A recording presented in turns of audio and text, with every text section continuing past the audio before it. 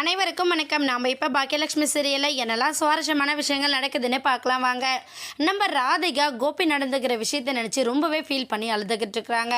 அந்த டைமில் வந்து நம்ம கமலம்மா, என்னாச்சு ராதிகா, ஏன் ஒரு மாதிரி இருக்க, வயிற்று பிள்ளைக்காரி, நீ எதுக்காக தேவையில்லாத நினச்சி அழுதுகிட்டு இருக்க அப்படின்னு சொல்லிட்டு நம்ம கமலம்மா கேட்க, உடனே ராதிகா வந்து, அம்மா நான் ரொம்ப பெரிய தப்பு பண்ணிட்டேன் அப்படின்னு சொல்லிட்டு நம்ம ராதிகா சொல்கிறாங்க. உடனே அவங்க வந்து, என்னாச்சு ராதிகா, இந்த ஈஸ்வரி அம்மா வந்ததுனால தானே இவ்வளோ பெரிய பிரச்சனை, நீ ஒன்றும் கவலையே படாத அப்படிங்கிற மாதிரி நம்ம கமலா சொல்ல, உடனே ராதிகா வந்து, இல்லைம்மா அவங்க வந்ததுனால பிரச்சனைன்னு சொல்லிட்டு நான் சொல்லலை, என்னோட பயம் எல்லாமே கோபியை நினச்சி தான், ஏன்டா கோபியை கல்யாணம் பண்ணிக்கிட்டேன் அப்படிங்கிற அளவுக்கு நான் வருத்தப்படுறேன் அப்படின்னு சொல்லிட்டு நம்ம ராதிகா வந்து சொல்கிறாங்க. உடனே இவங்க என்ன பண்ணுறாங்கன்னா, அம்மா ராதிகா, உனக்கு இப்போதைக்கு கோவமாக இருக்கிறதுனால உனக்கு அப்படி தோணும், ஆனால் உன் புருஷன் இல்லாமல் நீயும் ஐயும் மட்டும் தனியாக இருக்கும்போது எவ்வளோ கஷ்டங்களை அனுபவிச்சு அதெல்லாம் மறந்துட்டியா, அதெல்லாம் கம்பேர் பண்ணும்போது ஒன்றும் பிரச்சனையே இல்லை, நீயும் மாப்பிள்ளையும் சந்தோஷமாக தானே இருந்தீங்க அந்த ஈஸ்வரி வரத்துக்கு முன்னாடி வரையும், நீ ஒன்றும் கவலைப்படாத, இப்போ உடம்பு சரியில்லாமல் இருக்கிறதுனால கண்டிப்பாக அவங்க வீட்டில் இருக்கிறவங்க வந்து கூட்டிகிட்டு போயிடுவாங்க அப்படின்னு சொல்லிட்டு ராதிகாவுக்கு சமாதானம் சொல்லிக்கிட்டு இருக்காங்க.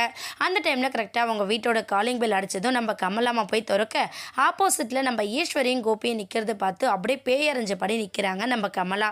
இதை பார்த்த ராதிகா ஒரு பக்கம் ஃபுல் ஷாக்கிங்கில் இருக்காங்க. என்னடா இது, கோபியெல்லாம் நமக்கு கொஞ்சம் கூட நிம்மதியே இல்லை அப்படிங்கிற அளவுக்கு ஃபீல் பண்ண நம்ம ராதிகா, திரும்பவும் அத்தை இங்கே வந்துட்டாங்களே, அதனால் நமக்கு பெரிய தொந்தரவாக தான் இருக்கும் அப்படின்னு சொல்லிட்டு அவங்க ஒரு பக்கம் திருன்னு முழிக்கிறாங்க.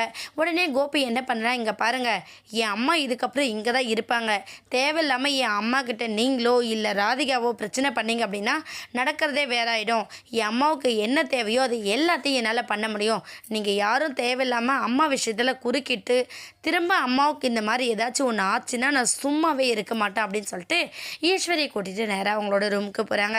ரூமுக்கு கூட்டிகிட்டு போனது கரெக்டான டைமிங்க்கு டேப்லெட்டுன்னு ஒவ்வொன்றத்தையும் பார்த்து பண்ணிக்கிட்டு இருக்காரு நம்ம கோபி.